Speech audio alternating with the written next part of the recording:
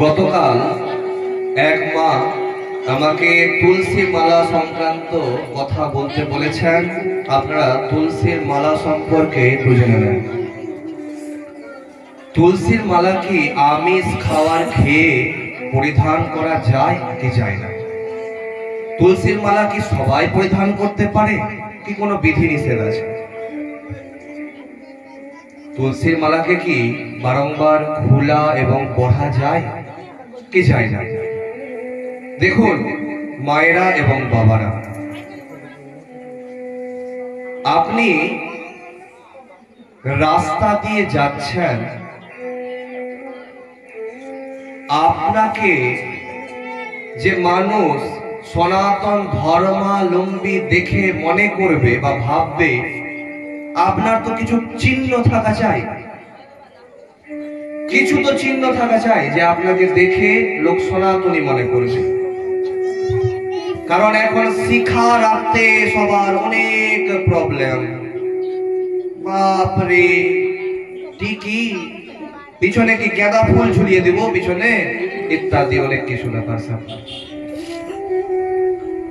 যদি মাথার পিছনে টিকি থাকে তবে তাতে তো দেখেই বোঝা যাবে যে সে সনাতনী আছে। কারণ টিকি একমাত্র সনাতন ধর্মাবলম্বীদের থাকে, যেটাকে চৈতন্য বলে। যার টিকি নাই তাকে কিভাবে চিনবো? প্যান্ট জামা পরে দাঁড়িয়ে আছে কোথাও, তাকে চিনবো আমি কেমন করে? সে যদি গলাতে তুলসীর মালা পরে থাকে, তাকে দেখা মাত্র কিন্তু চিনা যাবে সে সনাতন ধর্মাবলম্বী। সে যদি কপালের মধ্যে তিলক পরে থাকে, তবে তোকে চিনা যাবে সে সনাতন ধর্মাবলম্বী। এবার আপনি সনাতন ধর্মাবলম্বী, এটা যদি মানুষকে চিনতে না দেওয়ার যদি আপনার ইচ্ছা থাকে, তবে আপনি তুলসীর মালা পরিধান করবেন না। এক নম্বর কথা। দুই নম্বর কথা, আমিষ খাবার খেয়ে কি তুলসীর মালা ধারণ করা যায়? অবশ্যই ধারণ করবেন, কিন্তু গলা থেকে অনেকটা নিচে নামিয়ে, যাতে গলার সাথে স্পর্শ না থাকে। কেন? যে আপনি কখনো মাছ, মাংস, ডিম ইত্যাদিতে তুলসী দিয়ে কিন্তু ভগবানকে ভোগ লাগান না। এবার আমরা তুলসীর মালা পরিধান করি কেন? যে আমি হয়তো কোথাও বাইরে গেলাম, আমি জলটাও খাচ্ছি, মানে কিন্তু তুলসীর স্পর্শে সেটা কিন্তু আমার গলা দিয়ে, কণ্ঠ দিয়ে ভিতরে প্রবেশ করছে। আমি কিছু খাচ্ছি, খাবার, সেটাও কিন্তু তুলসীর মালা হয়ে বা ছুঁয়ে কিন্তু ভিতরে প্রবেশ করছে। কিন্তু যে মাছ মাংস খাবে, তো সে এখন গলার মধ্যে সাঁটানো তুলসীর মালা আছে, তো সেটা যদি প্রবেশ করে, তো সেখানে কিন্তু তুলসীর মালার অপমান করা হয়। দেখুন, অনেক কীর্তনিয়া, অনেক ভাগবত পাঠক আপনাকে তুলসীর মালা পড়ানোর জন্য আপনার মাথার উপরে বাজ পড়বে না, আপনি যদি তুলসীর মালা পড়েন আপনাকে সাপ কাটবে না, ইত্যাদি অনেক কথা কিন্তু বলবে পড়ানোর জন্য। দেখুন, যেটা সত্যিকারের কথা সেটাই আমি বলি, যেটা অযথা কথা সেটা আমি বলতে চাই না, বলতে ভালোবাসি না। ইলেকট্রিকের শক লাগবে না তুলসীর মালা পড়তে গেলে। আমাকে এমন কেউ হাত তুলুন যে তুলসীর মালা পরে আছেন আর হাতে শক লাগবে না। আসুন আমি দেখিয়ে দিচ্ছি শক কেমনি লাগে। সাপ কাটে না, আসুন। কার গলাতে তুলসীর মালা আছে সাপ কাটবে না? আমি বড় থেকে সাপ নিয়ে আসবো সুন্দর করে। আপনি মরছেন কি মরছেন না দেখবো।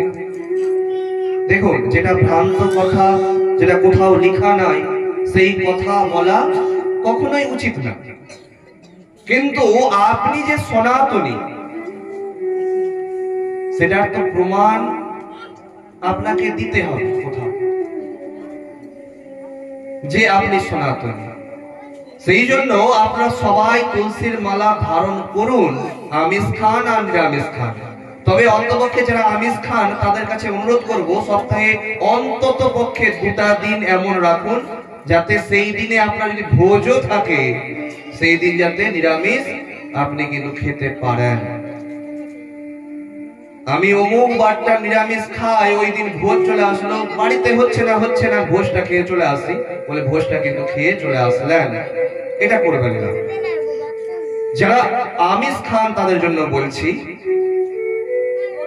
কারণ খুব মন দিয়ে শুনবেন যে আমি কখনোই আসর থেকে বলবো না যারা আমিষ খান তারা খুব পাপী। তারাপীঠে যান, সেখানে কিন্তু পাঁঠা বলি হয়। এমন কোন কীর্তনিয়া, এমন কোন ভাগবত পাঠক নাই তারাপীঠে গিয়ে পাঁঠা বলিটাকে বন্ধ করে আসতে পারবে, ক্ষমতা নাই। আমি বলবো না, পাঁঠা বলি শাস্ত্রের মধ্যে নাই, মানুষ এমনি এমনি দিয়ে থাকছে, কোন শাস্ত্রের মধ্যে পাঁঠা বলির বর্ণনা নাই, ইত্যাদি ইত্যাদি। দেখুন, তন্ত্র মত আলাদা, বৈষ্ণব মত আলাদা, মতের মধ্যে কিন্তু আলাদা আলাদা জিনিস লেখা আছে।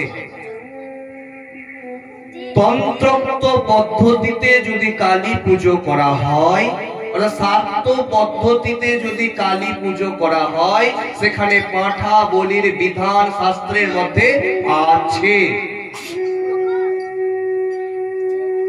যারা যারা বলেন না যে পাঁঠা বলির কোনো বিবরণ কোথাও নাই, তারা চণ্ডী পাঠটা খুলেও কোনোদিনও দেখেননি। দুর্গা পূজাতে দেখবেন চণ্ডী পাঠ হয়, শুনেছেন তো চণ্ডী পাঠ হয়? ত্বং স্বাহা ত্বং স্বধা ত্বং হি বসৎকার স্বরাত্মিকা, শুনেছেন তো? মহালয়ার দিন ভোরবেলা চণ্ডী পাঠ দিয়ে আপনাদের সকালের ঘুম ভাঙে তো বিষয়বস্তু হচ্ছে কোনো কিছু না জেনে কোনো কিছু বলা উচিত নয়। আমি খাচ্ছি না, অন্য কেউ খাচ্ছে বলে। দেখুন, যারা বৈষ্ণব মতে দীক্ষিত, যারা বিষ্ণুর ভক্ত, ভাগবতের মধ্যে স্পষ্ট লেখা আছে নরক বর্ণনাতে যে মাংস খাবে বৈষ্ণব মতে দীক্ষা নিয়ে সে কিন্তু নরকে যাবে, এটা লেখা আছে। এটা কিন্তু লেখা আছে যে বিষ্ণু মতে দীক্ষা নিবে, কৃষ্ণ মন্ত্রে দীক্ষা নিবে, তারপরেও যে মাংস খাবে সে পাঁঠারই মাংস হোক না কেন সে নরকে যাবে।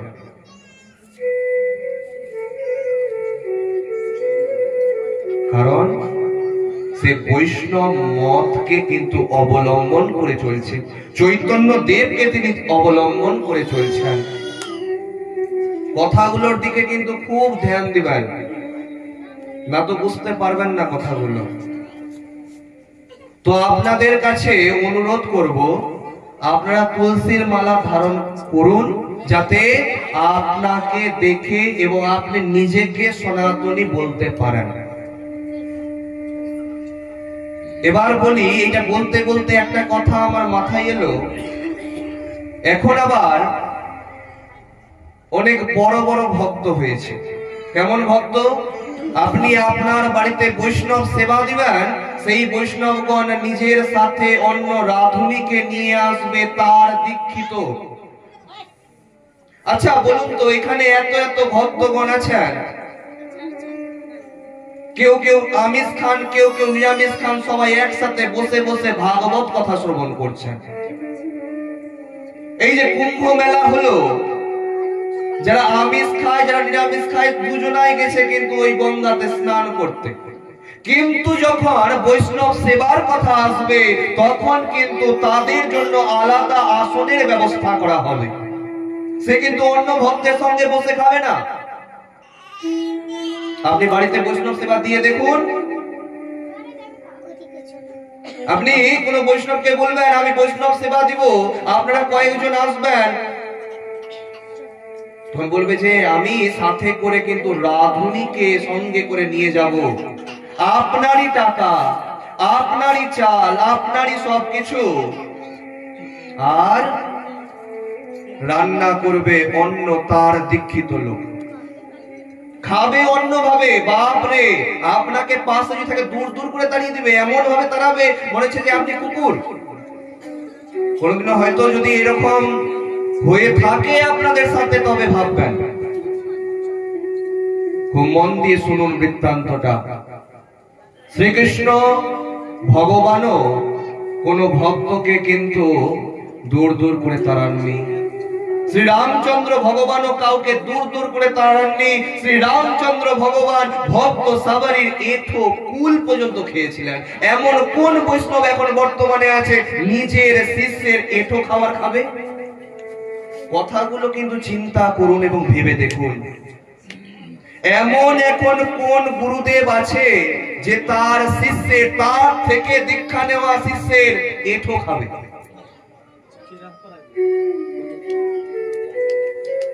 ভক্ত সাবারি প্রতিদিন তার আশ্রমের আশপাশটা ঝাড় দিতেন। ঘুম থেকে উঠেই স্নান করে তিনি ফুল চয়ন করে সেই রাস্তার মধ্যে সাজিয়ে রাখতেন যে আমার প্রভু শ্রী রামচন্দ্র একদিন না একদিন আসবেন। তার আশ্রমের আশপাশ দিয়ে যখন কোনো ভক্তরা যেত, তখন তাকে পাগল বলতো। পাগল হয়ে গেছে, বৃদ্ধা হয়ে গেছে, তো সারাটা জীবনে প্রভুকে পেল না, আর এই বৃদ্ধ অবস্থাতে দুদিন পরে মারা যাবে, এখন প্রভুকে পাবে। কিন্তু সেই সাবারি শ্রী রামচন্দ্র ভগবানের আশা সব সময় দেখতেন যে হয়তো আজকে আসবেন।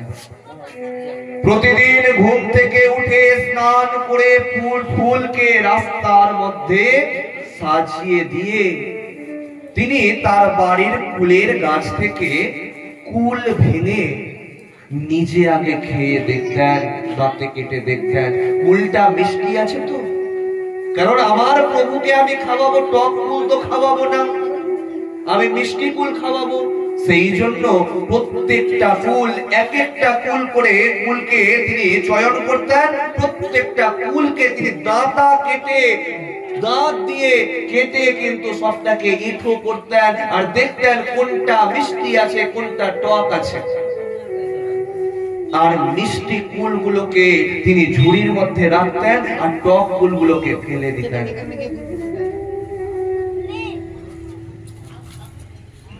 এই করে সাবারির দিন চলতে আছে, চলতে আছে, চলতে আছে, এবং আশা দেখছে যে প্রভু শ্রী রামচন্দ্র ভগবান অবশ্যই আসবেন। সবাই করতালি দিয়ে ও রাম আয়েঙ্গে আয়েঙ্গে, राम आएंगे, ओ राम आएंगे आएंगे, राम आएंगे। मेरे झोपड़ी के भागाज भूल जाएंगे, राम आएंगे।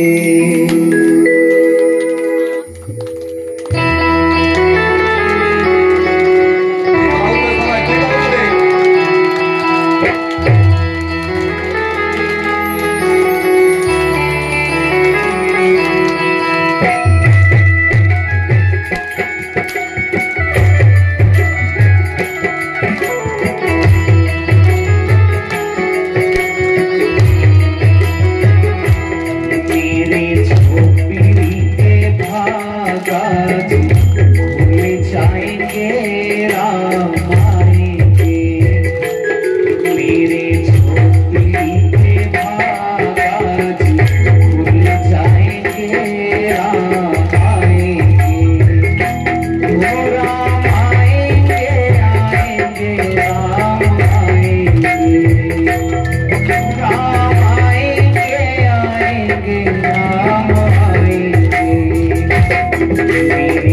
झोपड़ी के भाग भूल जाएंगे राम आएंगे।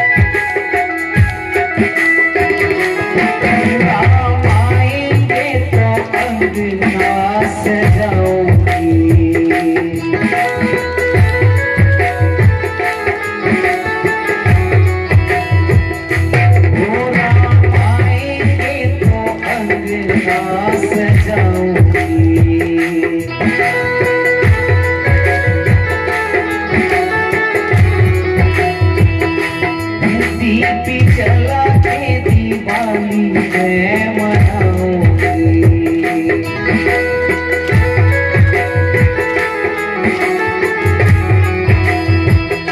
वो मेरे जन्मों के सारे पाप मिट जाएंगे राम आएंगे।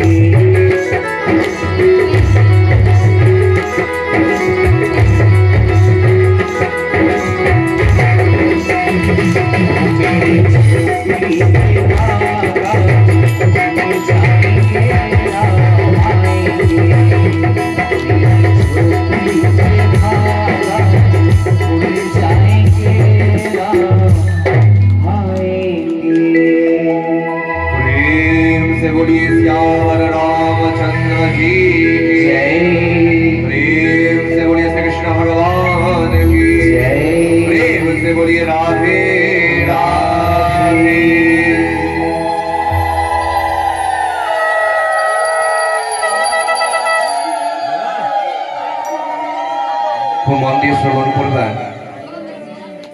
একদিন প্রভু শ্রী রামচন্দ্র ভগবান কিন্তু লক্ষণকে নিয়ে সীতা দেবীকে খুঁজতে খুঁজতে কিন্তু প্রবেশ করে সাবরীর আশ্রমে। খুব মন দিয়ে শ্রবণ করুন।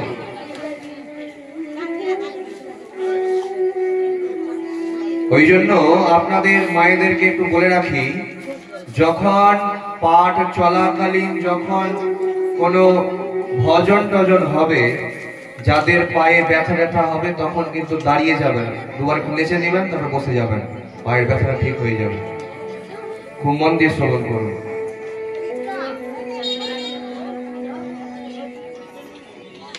আর যিনি শঙ্খ বাজাচ্ছেন একটা জল রাখেন, যতবার শঙ্খ বাজাবেন জল দিয়ে শঙ্খটাকে একটু ধুয়ে নেবেন, তারপর আবার 3 বার বাজাবেন। শঙ্খ 3 বার বাজাতে হয়, 3 বার বাজানোর পরে কিন্তু জল দিয়ে ধুয়ে নিতে হয়, আবার তারপরে বাজাতে হয়। কারণ একবার 3 বার বাজিয়ে দিলেন, তারপরে কিন্তু সেটা এঁঠো হয়ে গেল। তারপরে আবার যদি আপনি বাজান, সেটা মানে এঁঠো বাজাচ্ছেন। আর ধুয়ে নেন যদি একটু সামান্য জল বা জল দিয়ে দেন, সেটা মানে আবার শুদ্ধ। খুব মন দিয়ে শ্রবণ করুন। এই যে আমি ছিলাম কোথায় না, বৈষ্ণব সেবাতে। তো সেই সাবরী যখন প্রভু শ্রী রামচন্দ্র ভগবানকে প্রথম একবার দর্শন করলেন, তাতেই মনে হচ্ছে না সত্যিকারের যাকে আমি চিন্তন করছিলাম এতদিন, তিনি আমার সামনে দাঁড়িয়ে আছেন। কারণ আমি তার রূপ চিন্তা করছিলাম, তাকেই কিন্তু আমি দেখতে পাচ্ছি চোখের সামনে। তাকে দেখেছেন, উত্তম আসন দুটা দিয়েছেন, এক আসনে বসেছে লক্ষণ এবং শ্রী রামচন্দ্র ভগবান। দুজনকেই তার এঁঠো দাঁতে কাটা ফুলগুলো তাদের সামনে দিয়েছেন, তাদেরকে খাওয়ানোর জন্য, খেতে দেওয়ার জন্য। কথাতে ধ্যান দিবেন, এবার খুব মন দিয়ে কথাতে ধ্যান দিবেন। লক্ষণ দেখা মাত্র এঁঠো কুলকে বিতৃষ্ণা, এইসব খাবো, এঁঠো কুল খাবো। লক্ষণ কিন্তু সেই কুলকে খেলেন না। আর শ্রী রামচন্দ্র ভগবান অতি আনন্দের সহিত তার ভক্তের এঁঠো কুলকে তিনি বারংবার গ্রহণ করছেন। বলছেন আহা কি অমৃত, কি অমৃত। কারণ ভক্তের দেওয়া ভক্তি ভগবান সবসময় গ্রহণ করেন। ভগবান কে আমাকে মিষ্টি, কে আমাকে ফল, ভালো ভালো জিনিস দিচ্ছে, তা কখনো দেখেন না। পাত্রম পুষ্পম ফলম তোয়ম এমে ভক্তিয়া প্রয়চ্ছতি। কেউ তুলসী পাতা দিচ্ছে, কেউ ফুল দিচ্ছে, কেউ ফল দিচ্ছে, কেউ নয়নের জল দিয়ে আমাকে ডাকছে, তাতেই আমি কিন্তু ভক্তিতেই কিন্তু ছুটে আসি। কিন্তু আজ লক্ষ্য করবেন, আপনারা মন্দিরে থালা সাজিয়ে আপনারা যান মন্দির, তার উপর একটা ঢাকা দিয়ে যান। যেমন করে মন্দিরের মধ্যে গিয়ে সেই বিগ্রহের সামনে প্রসাদকে রাখলেন, পুরোহিত মশাই পুজো করার পর সেটাকে ওই রকম ভাবেই উঠিয়ে নিয়ে বাড়ি। কেন? মিষ্টিটা কিন্তু 8 টাকা দামের আছে, কাউকে দেওয়া যাবে না। কাউকে যদি দিয়ে দিই আমার 8 টাকা কিন্তু চলে যাবে। লক্ষ্য করবেন, ওই মন্দিরের আশেপাশে কিন্তু ছোট ছোট বাচ্চারা কিন্তু থাকে, তাদের প্রত্যেকের বাড়িতে কিন্তু খাওয়ার আছে, তার মা বাবা প্রত্যেককে কিন্তু খাইয়ে দাইয়ে রেখেছে। কিন্তু ওই ছোট ছোট বাচ্চারা এটাই মনের ভিতরে চিন্তা করে, হয়তো এই ভক্তটা আমার হাতে একটু প্রসাদ দিবে। তাদের চাওয়া পাওয়া বেশি নাই, একটু একটা কাটা ফল যদি আপনার ওরা হাতে দিয়ে দেন তাতেই সন্তুষ্ট। তাদের চাওয়া পাওয়া বেশি নাই।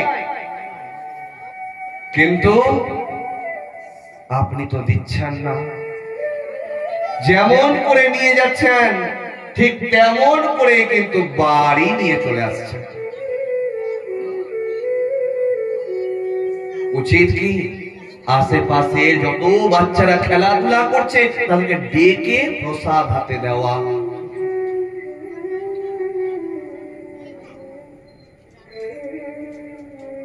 তো সেই ভগবান সেই কুল খেয়ে কিন্তু খুব আনন্দ পেলেন। যখন লক্ষণকে সাবারি দেখছেন যে কুল খাচ্ছে না, লক্ষণকে বলছেন যে কেন? যে না, আমি এঁঠো কুল খাবো না, আমি রাজার সন্তান, আমি এঁঠো কুল খাবো। সাবারির মনে অনেক দুঃখ হলো, অনেক কষ্ট হলো, অনেক যন্ত্রণা হলো। ঠিক আপনাদের মতন চিন্তা করবেন, আপনার বাড়িতে ধরে নেন কোনো কারো কেউ মারা গেছে, শ্রাদ্ধ আছে, কোনো বৈষ্ণবকে ডেকেছেন পাঠ করার জন্য। দেখবেন পাঠ হয়ে যাওয়ার পরে আপনার বাড়ি থেকে জলটুকুও কিন্তু গ্রহণ করবে না। কথাতে ধ্যান দিবেন, কথাটা মন দিয়ে শুনবেন। কি বলবে? যে আমি শ্রাদ্ধ বাড়ির খাবার খাই না। তাকে কোন শুনেছেন আমি শ্রাদ্ধ বাড়ির টাকাটাও নিই না? ও বাহ, অনেক বড় ভক্ত, অনেক বড় বৈষ্ণবকে দেখেছি যে আমার বাড়ির খাবারটা খেলো না। আপনি প্লেটে করে দুটা মিষ্টি নিয়ে গেছেন, আপনাকে দূর দূর করে বলছে আমি খাই না। এইসব কি দিচ্ছেন আপনারা? আমি খাই না। তখন আপনার মনটা কেমন করছে? ভালো লাগছে না খারাপ লাগছে? আপনি নিজেকে প্রশ্ন করুন।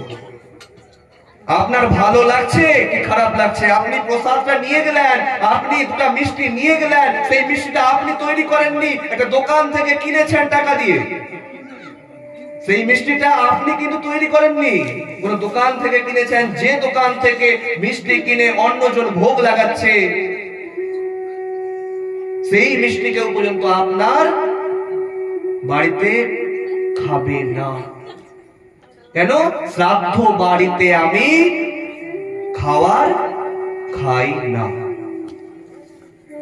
তখন প্রশ্ন করা উচিত, আচ্ছা বৈষ্ণব মশাই, আপনি কি টাকাটাও নিবেন না? দেখুন তো তারপরে কেমন রাগটা রাখছে। চিন্তা করে দেখুন, এইসবের জন্য কিন্তু দায়ী আমরা। দেখবেন আমরা থালা সাজিয়ে কিন্তু ভোজ্জি দিই, চাল ডাল আলু ইত্যাদি, সেটা কিন্তু আমার টাকা দিয়েই কিন্তু আমি কিনে নিয়ে এসেছি, সেটা কিন্তু ব্যাগে করে নিয়ে যাবে। কিন্তু অন্যের দোকানের মিষ্টিটা কিন্তু আপনার বাড়িতে সে খাবে না। সে দুটার বদলে যদি একটার একটুও যদি গ্রহণ করে, তবে আপনি চিন্তা করবেন না আপনার বাড়িতে খেলো কিন্তু খাবে। আমার এই কথাগুলো কিন্তু সবার ভালো লাগবে না মায়েরা, কারণ আমি বাস্তব কথাই বলে থাকি। তাতে আপনি আমাকে ডাকুন আর না ডাকুন, তাতে আমার কোনো কিছু যায় আসে না। দেখুন,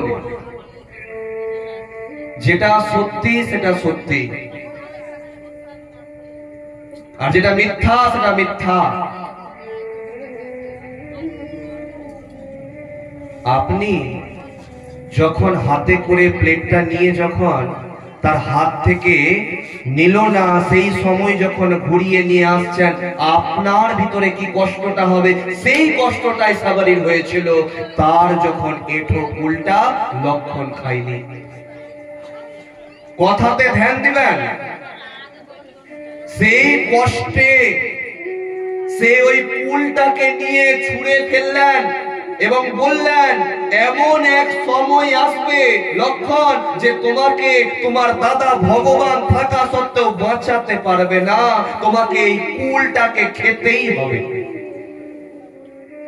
একবার শক্তিশীল নামক বান লেগেছিল লক্ষণের। লক্ষণ মূর্ছিত হয়ে পড়েছিল, তাকে কেউ বাঁচানোর মতন ছিল না। তখন হনুমানজি গিয়ে গন্ধমার্দন পর্বতকে সঞ্জীবনী বুটি নিয়ে আসার জন্য গন্ধমার্দন পর্বতকে কিন্তু নিয়ে এসেছিলেন। আপনাদের বাড়িতে আশেপাশে সব জায়গাতে আপনারা দেখেন হনুমানজির হাতের মধ্যে একটা পাহাড়, সেই পাহাড়টার নাম হচ্ছে গন্ধমার্দন পর্বত। সেই পর্বতের মধ্যে যে সঞ্জীবনী বুড়িটার জন্ম হয়েছিল সেই কুলের বীজ থেকে। আর সেই সঞ্জীবনী বুটির রস খেয়ে পান করে লক্ষণের জীবন দান হয়েছিল। প্রেম সে বলিয়ে ভক্তবৎসল ভগবান কি জয়। প্রেম সে বলিয়ে বাঁকে বিহারি লাল की जय। प्रेम से बोलिए राधे राधे। আপনারা আরেকটা ভজন শ্রবণ করে নেন, তারপরে কথা দেখে নিয়ে যাবেন।